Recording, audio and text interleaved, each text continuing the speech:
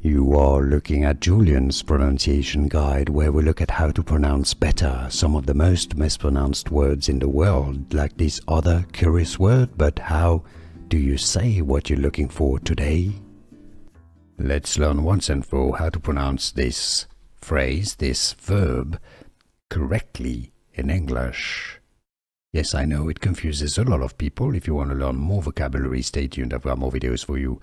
Calm.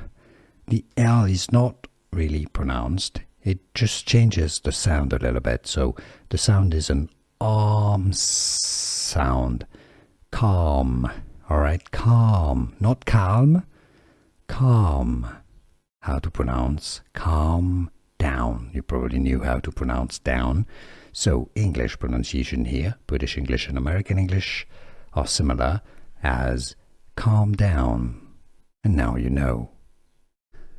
Here are more videos on how to pronounce more confusing words and names too many mispronounced. Like this video if you found it useful. I appreciate your support. I'll see you soon and thanks for watching.